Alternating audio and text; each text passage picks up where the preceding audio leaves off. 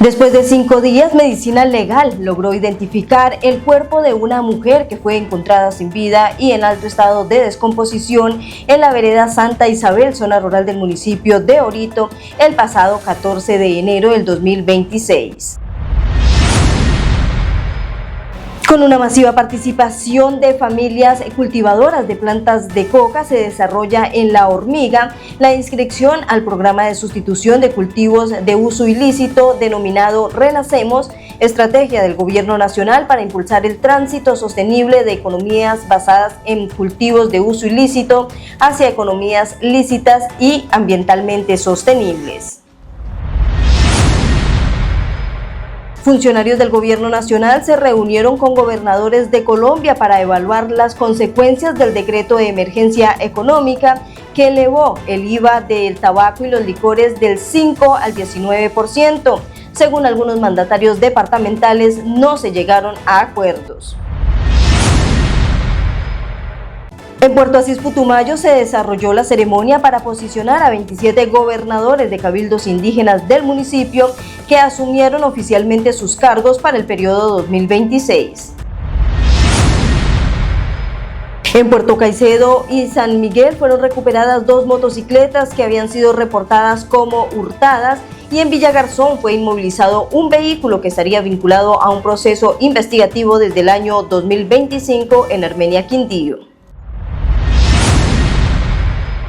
4 hombres fueron capturados por el delito de tráfico de estupefacientes. Estas personas cayeron en operativos simultáneos realizados por la policía en los municipios de Mocoa y Valle del Guamués. Estas noticias las estaremos desarrollando en esta presente emisión. Sean todos bienvenidos.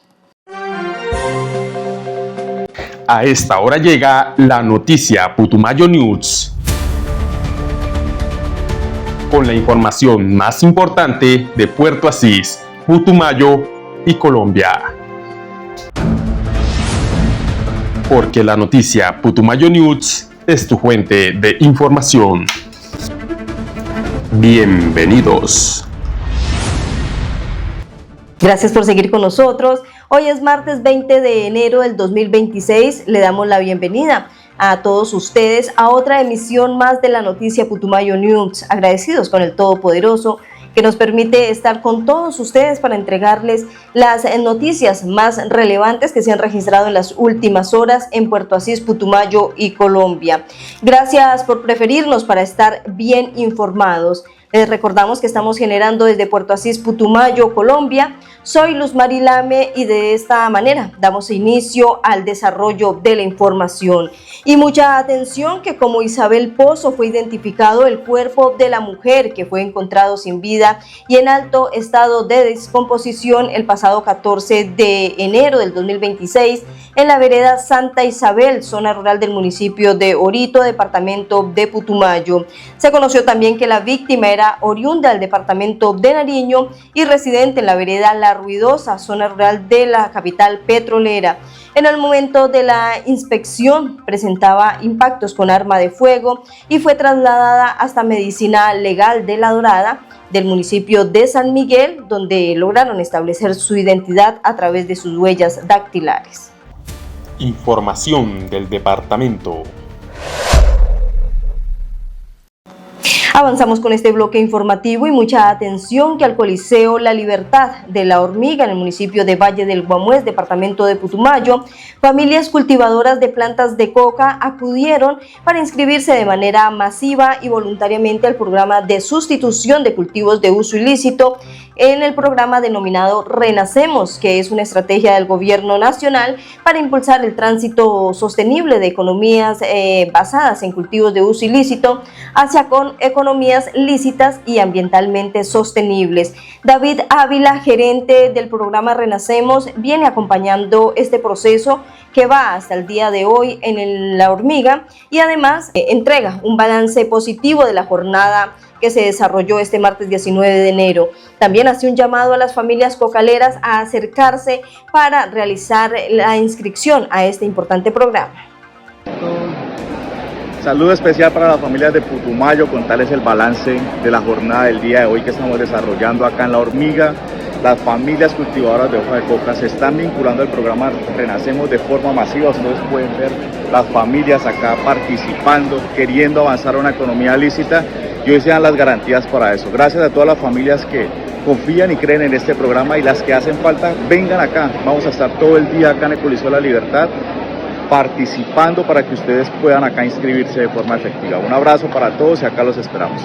Es importante conocer que este mismo proceso de inscripción ya se realizó en los municipios de Urito, San Miguel y Villa Garzón, y lo que ha dicho el gerente del programa de sustitución de cultivos de uso ilícito Renacemos, David Ávila, es que del 23 al 30 de enero del 2026 se estarán atendiendo a las familias en Puerto Asís, Puerto Caicedo y Puerto Guzmán. Les contamos también que los documentos que deben de llevar las personas que deseen inscribirse son la cédula de ciudadanía original de la cabeza de familia, y si va pues a ingresar con el núcleo familiar, pues debe de llevar la fotocopia de cédulas de las personas que hacen parte del núcleo. También el documento del predio para la población campesina puede ser compraventa, escritura o contrato de arrendamiento. En caso de que sea contrato de arrendamiento, debe de ir el arrendador y el arrendatario a la jornada de inscripción. Y si es de una comunidad étnica, debe llevar el certificado de pertenencia étnica donde diga que está afiliado a la comunidad. Si está en territorio colectivo étnico, debe llevar el certificado de la autoridad étnica donde especifique la cantidad de hectáreas que usted va a usar, y otro de los requisitos es el certificado bancario. No pueden inscribirse las personas que hacen parte del PENIS y tampoco quienes paguen salud contributiva y estén contratados con el Estado. Les estaremos informando próximamente los lugares donde se van a atender a las familias que decidan acogerse a este programa de sustitución de cultivos de uso ilícito en los municipios de Puerto Asís, Puerto Caicedo y Puerto Guzmán. Información nacional en la noticia Putumayo News. En noticias nacionales, mucha atención que este 19 de enero del 2026, el ministro de Hacienda, Germán Ávila, y el ministro del Interior, Armando Benedetti, se reunieron con varios gobernadores de Colombia para evaluar las consecuencias del decreto de emergencia económica que elevó el IVA al tabaco y a los licores del 5 al 19%. Teniendo en cuenta que inicialmente 17 gobernadores, incluyendo al gobernador del departamento de Putumayo, expresaron su rechazo manifestando que el impuesto al consumo es una renta cedida a los departamentos, fundamental para financiar salud, educación y deporte. Al término de la reunión, el ministro del Interior, Armando Benedetti, manifestó que se llegó a acuerdos con los mandatarios departamentales y que el gobierno nacional se comprometió a compensar a las regiones si el decreto de emergencia económica, en particular el que crea impuestos al licor y al tabaco, llega a afectar sus finanzas. Escuchemos al ministro del Interior. El primero es el que tiene que ver con que si estos impuestos afecta entonces la recaudación para el presupuesto de ellos. Quedó claro que si eso llegaba a pasar, si eso se erosionaba, la nación asume lo que haga falta para compensar eso. Ahora viene el otro tema constitucional. Ellos dicen que pierden autonomía, eso no es así. Primero, porque hay una sentencia de la Corte Constitucional, la 414 del 2012, que dice que esos impuestos se pueden tocar en caso de que haya problemas macroeconómicos.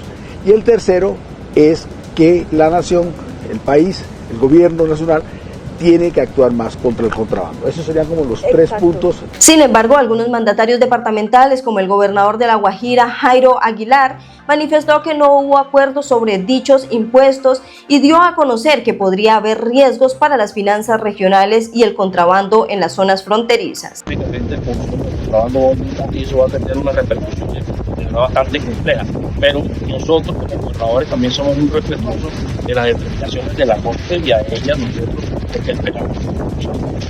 Y eso es muy importante. También agradecemos que este llamado que hace el gobierno nacional de seguir en la mesa dialogando, y entre otras cosas nosotros no estamos en contra de la generalidad del decreto.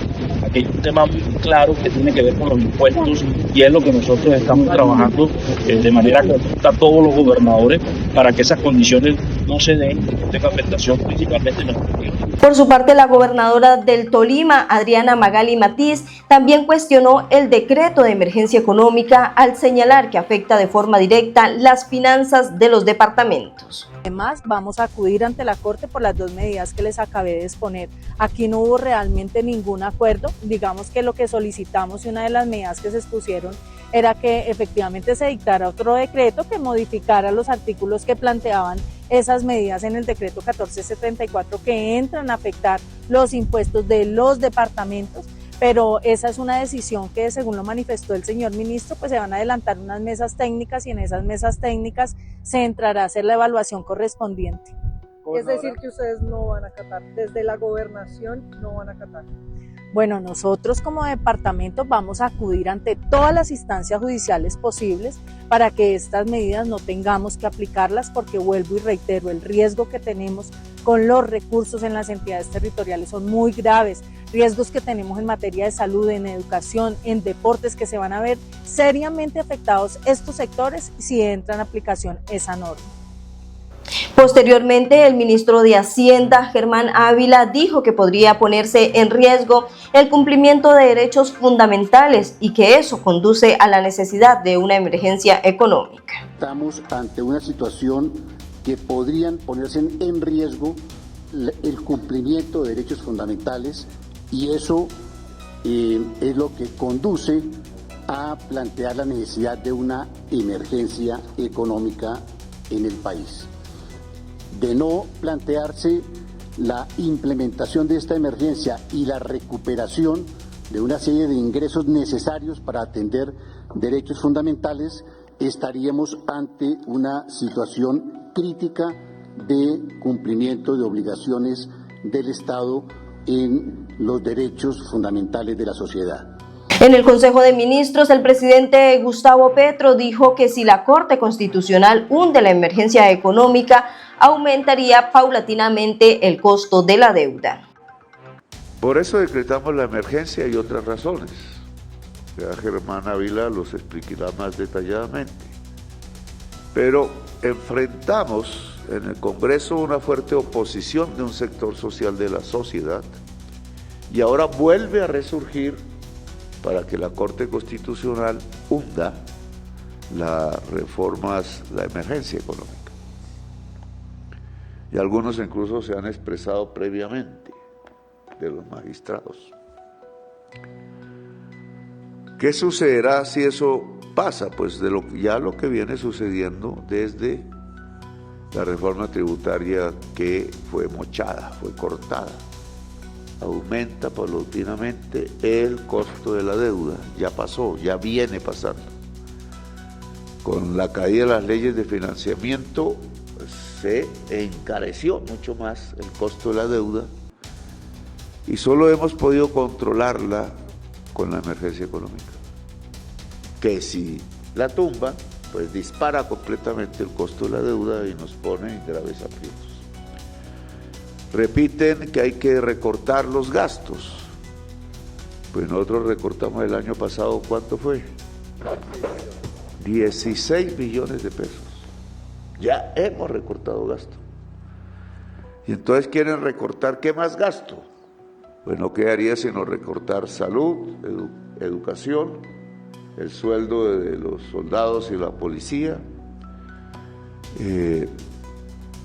las pensiones, o el pago mismo de la deuda. La Constitución prohíbe todo eso.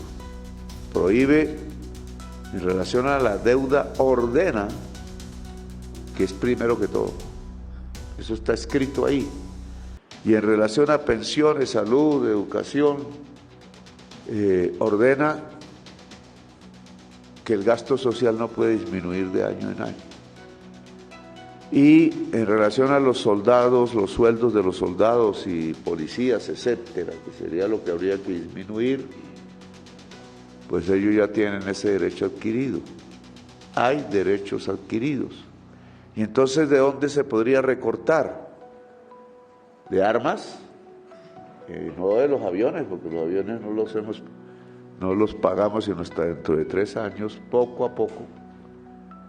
sino de las armas actuales que habría que comprar este año y el año entrante.